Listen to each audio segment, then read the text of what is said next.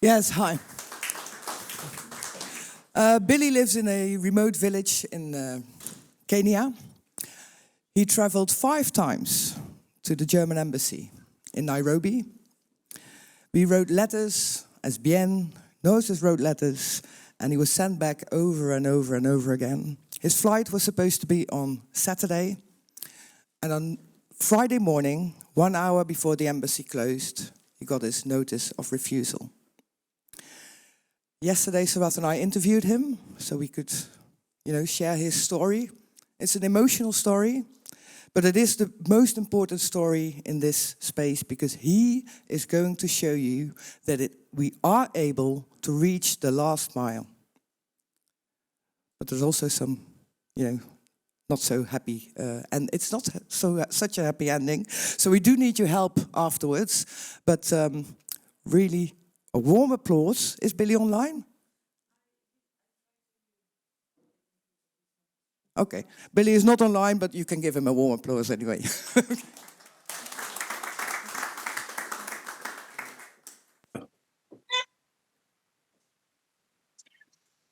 So, hello, Billy. Thank you for joining us. We have to improvise a little bit because your visa was refused to come to Berlin. But thank you for being here. Can you introduce yourself, please? Yes, I'm Billy Onyango Juma from Kowiti A in Kisumu County, Kenya, and the founder of a rural action community-based organization that is in short RACBO. Yes, and currently the chairperson of the same. Okay. And can you tell us something about Kowiti A, your village? What kind of community is it? Yes, Kowiti A is a village in Kisumu County in Kenya, and it is having a total of population of roughly 2,000 people, majority of which are children. And most of them are peasant farmers, and they depend on rainwater to do their planting. The level of employment in Kowiti A is roughly below 5% of the entire adult population. If Kowiti A is having one primary school, it doesn't have an health facility, and also there is no running clean water. Above all, the animals. Billy, what are the main occupations in your village? What do people earn from? The main occupation is farming, where they grow some crops, and then they also keep animals. Okay. Chickens and goats and cows? Yes, and the cows. And they grow maize, millet, beans. Okay. Cassava. Yes. What is the staple diet of people? What do people eat as a staple food? We eat ugali. Mm-hmm. Ugali. Can you explain that? The maize flour. Okay. We make ugali from the maize flour and also use vegetables. What vegetables? The cowpeas. There's a vegetable we call the cowpeas. Okay.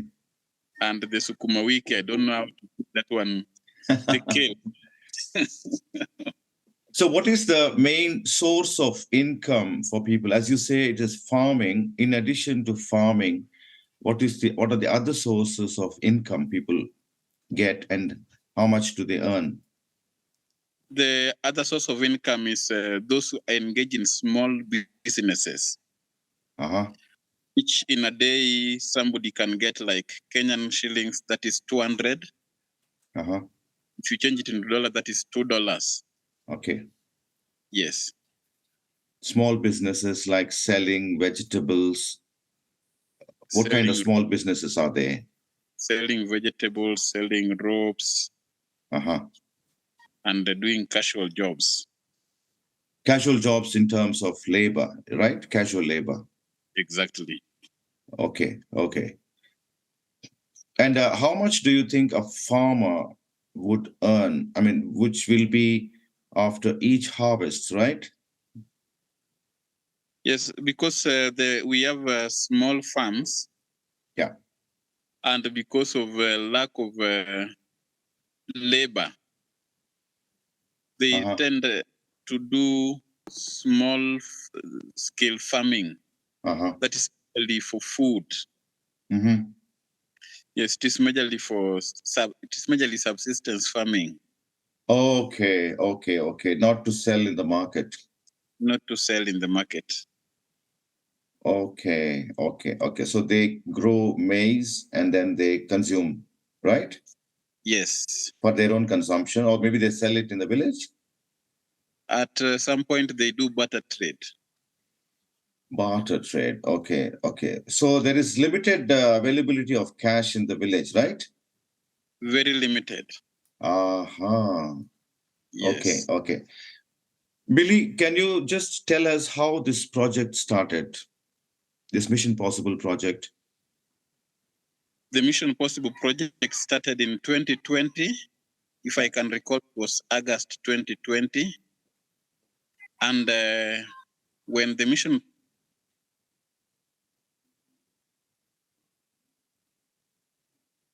Possible came and they were able to decided to from the 10 subclans, from the 6 subclans of Kowiti A. So we identified 10 individuals to benefit from the $10 that was given by Mission Possible to each individual. We used something called lottery to Billy, identify. we can't hear you. Yeah. Tell us how it started. Yes, we used lottery to identify the individuals who were supposed to benefit from the money that was given by the Mission Possible. With these 10 people, each sub-clan identify one person, and where there were a good number of people, they identified 2 people. So there are some 2 sub-clans that identified 2 more people, that is Kosik and Kasamita, that identified more people, and they used lottery. Yeah. So if in the attendance we had maybe 40 people present, we will write yes, only one paper indicated yes, the rest will be indicated no. And then pick randomly, and the person yes would be given the monthly basic income for a year. How much did you give in these 10 people? In Kenyan money, we were giving 1,000 per month for 1 year. That is $1 or $10 per month for 1 year. That is $1 per person. $1 per person, right?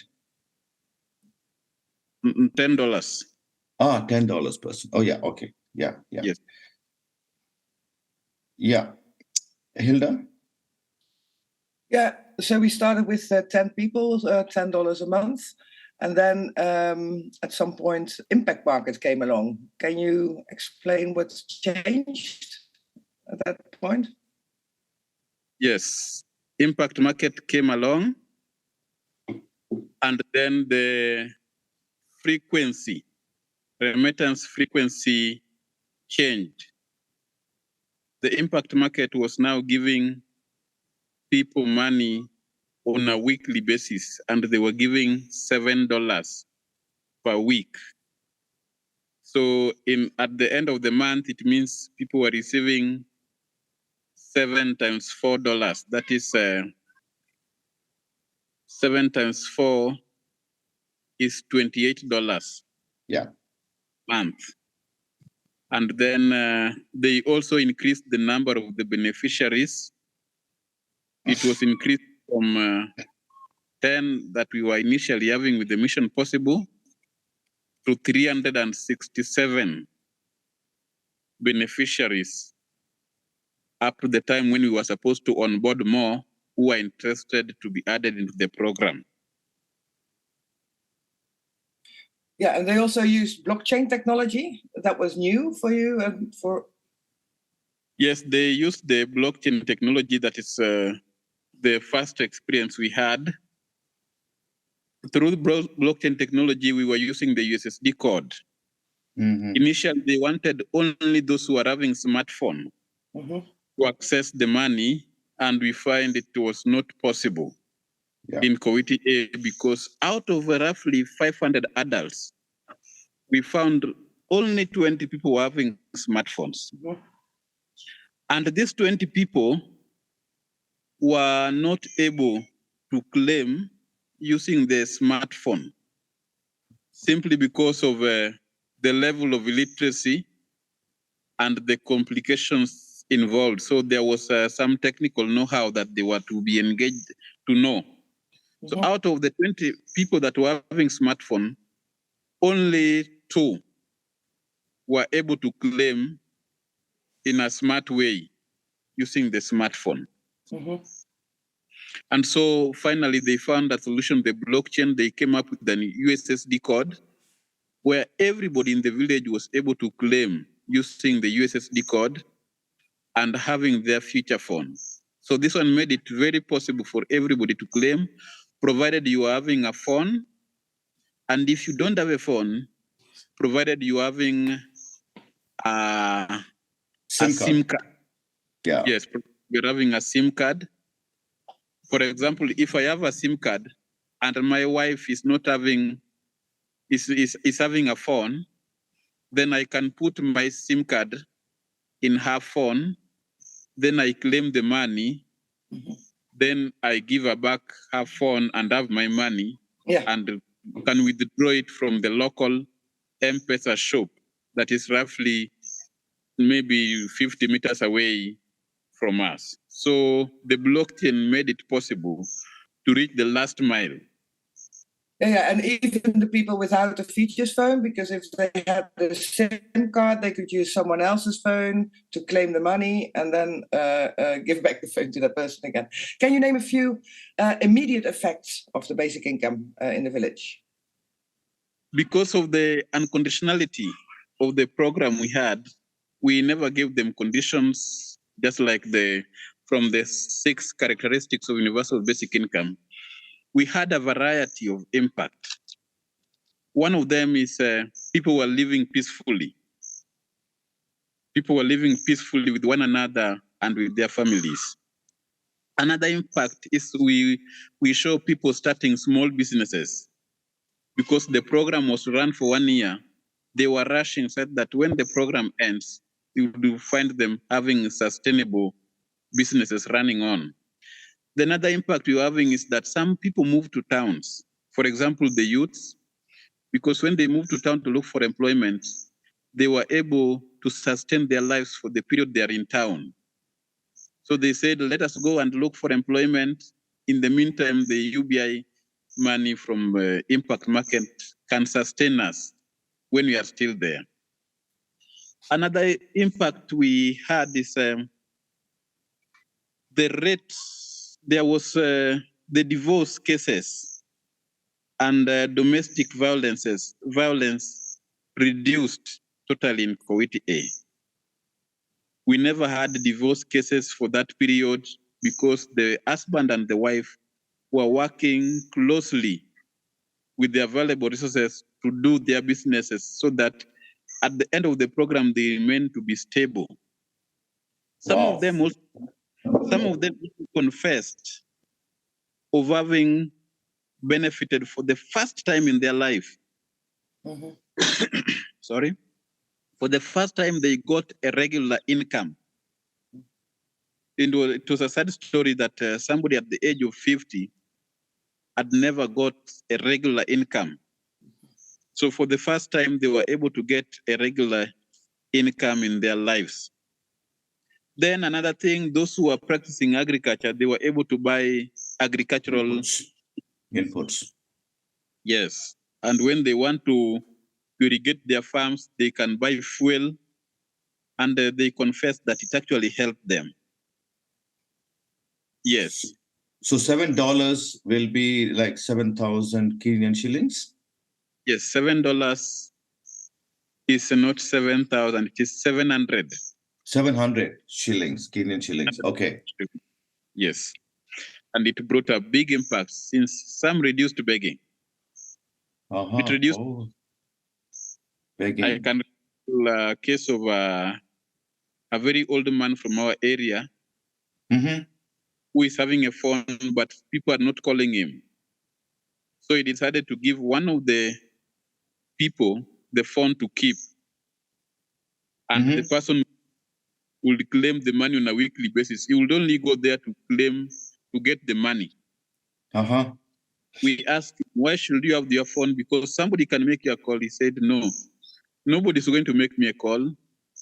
And if they make me a call, please receive the call and then you will tell me what they have said.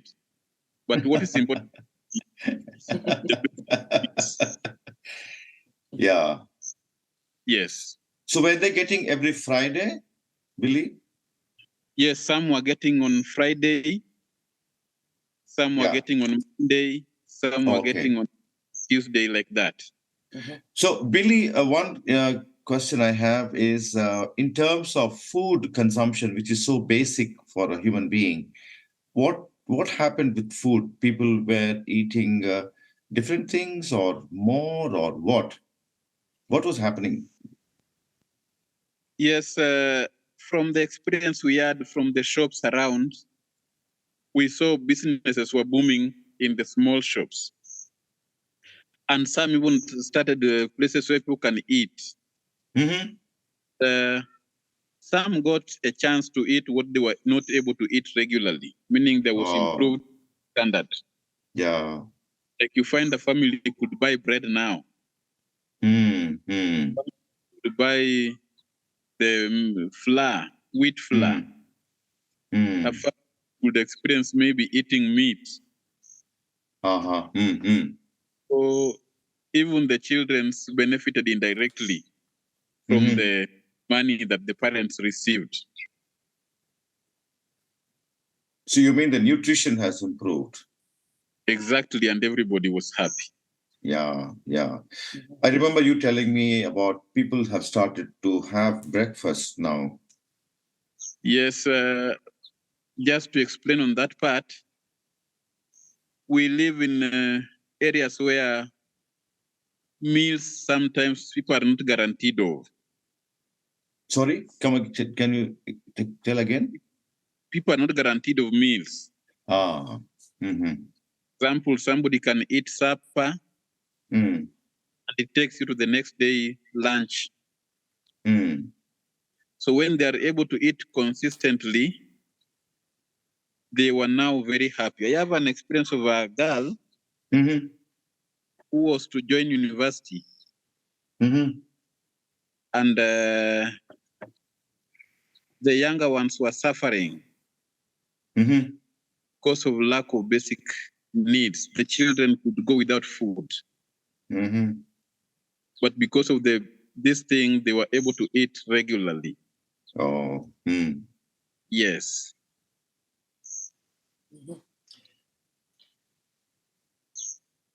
So, and the surrounding villages, Billy, because I guess you attracted a lot of attention with this project.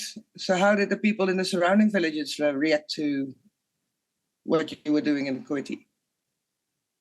They were all streaming into our home to be registered into the project, and they wanted to be registered. That they can also get the basic needs, and also because sometimes somebody is withdrawing money from an M-Pesa shop, 700, and the neighbor is having nothing at all. And then he's told the solution, you can go to the homes of Billy Joma, and then you tell him. So I had a rough time explaining to them that this project is currently for Koweït, and we pray that one day it can go to other areas. Also, yeah. Yes. How did the politicians react to this, local politicians? First, they thought it was a a political tool. But later they realized that it was for humanity. Oh. And so when they wanted to influence people to vote for them using $1, they realized it was not working because people were having basic income. Yeah. So they would consult on what can we do? We must have a policy. So we told them, we want you to do this, and they will adapt. We want to water in the village, and they say, we will do the water project. They were approaching Koweti Aid, they would approach it in terms of projects, but not handouts. Okay. Yes. What was the reaction of the clan chiefs to this whole thing? First, they mobilized people. Mm. They told people to cooperate and embrace the project. Yeah. Start income generating activities and avoid evil cases like theft cases, because they have what it takes to start a small business. Yeah. Yes. Billy, how many churches do you have in your village? We have a number of churches. Yeah. What was their reaction to this program? Some were reluctant, but later they accepted it as people continue receiving money. Yeah. They might have been reluctant because of lack of exposure. Yeah. Yeah. But because of the initial project that was in the area, yeah, they really embraced the project, and they prayed in most of the functions we were in. Yeah. Yes. I remember, Billy, in the early days when Mission Possible was doing this $10 thing. I remember people in our interviews, a lot of people saying that if the whole village gets it, it would be so nice. And I remember you telling them that go and pray, it will come. And then that's how, and it came through Impact Market, that entire village got it. I think that was a very touching moment in the village. I remember in the big gathering of the entire village, you gave that speech, which was really very moving. And then, and how many weeks did you get it consistently? And then what happened with Impact Market? We got it for a number of weeks. I can say we got it for some months. Then the money stopped coming. And why? Money stopped coming, and people were not did